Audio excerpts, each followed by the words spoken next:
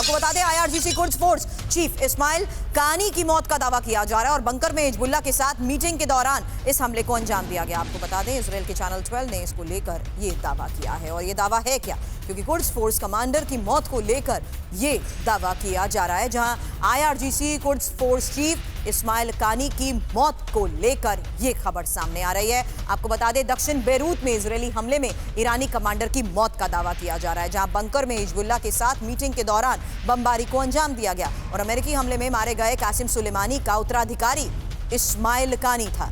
27 सितंबर को ईरानी deputy commander Abbas निलफरोशान भी मारा गया था। इजरायली चैनल 12 की तरफ से इसको लेकर भी अब दावा किया गया है। लेकिन अब मिडिल ईस्ट में इजरायली हमलों के खौफ को लेकर खबर समझिए।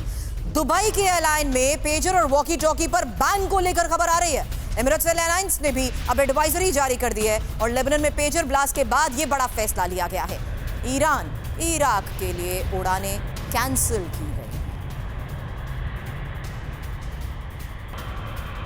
फैसला है क्या?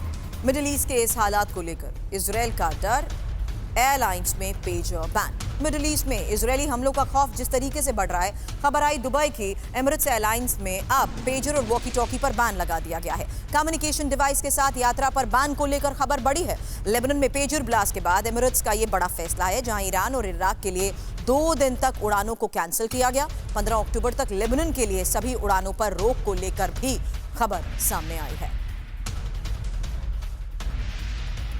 लेकिन एक और खबर है, इजरायली हमलों से डरे ईरान को लेकर खबर। ईरान को इजरायली हमलों की आशंका है और समंदर से हटाए जा रहे हैं ईरानी वॉरशिप। बंदर अब्बास पोर्ट से कई वॉरशिप्स की मूवमेंट को लेकर खबर आई है। सुरक्षित ठिकानों पर भेजे गए हैं IRGC के ये वॉरशिप। तो मिडिल ईस्ट के इस हालात को देखते हुए दी जा रही चेतावनी और लगातार जिस तरीके से हमलों को अंजाम दिया जा रहा है, अब समंदर से हटाए जा रहे हैं IRGC के ये वॉरशिप्स।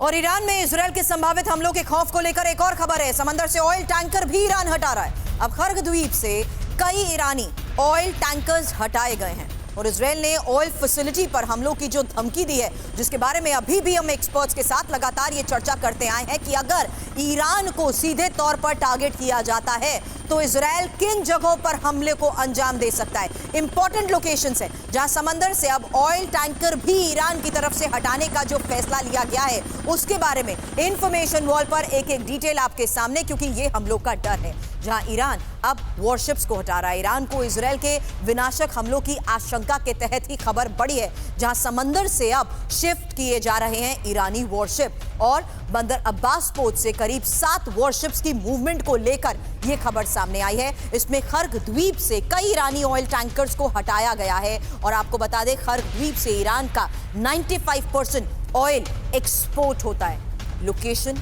बहुत इंपॉर्टेंट है। अब इजरायल ने ऑयल फैसिलिटी पर हमलों की जिस तरीके से धमकी दी है, उसी के तहत ये बड़ा फैसला भी लिया गया है। लेकिन हमलों से निपटने की ईरान की तरफ से भी तैयारी है। अब तेहरान में रोकी गई मेट्रो सेवा, सोर्सेज के हवाले से ये खबर आ रही है कि तेहरान मेट्रो का परिचालन ही बंद कर दिया गया है और शेल्टर के तौर पर अब सबवे के इस्तेमाल की खबर है। हमले होने पर सबवे में लोगों को रखने की ये तैयारी मानी जा रही है।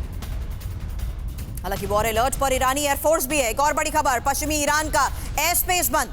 9 अक्टूबर तक बंद रहेगा ईरानी एयर स्पेस और जरूरत पड़ने पर इजरायल पर तत्काल हमले की तैयारी भी मानी जा रही है। इराक और तुर्की की तरफ एयर स्पेस फिलहाल बंद।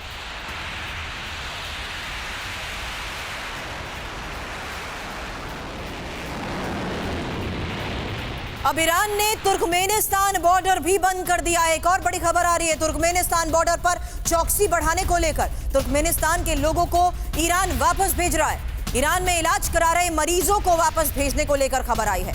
तुर्कमेन न्यूज की रिपोर्ट में इसको लेकर बड़े दावे किए गए। इन तमाम खबरों के बीच कहना गलत नहीं है कि मिडिल ईस्ट में जंग का संकेत बढ़ चुका है और ईरानी एयर स्पेस से बच रही अरब एयरलाइंस को लेकर भी एक खबर है।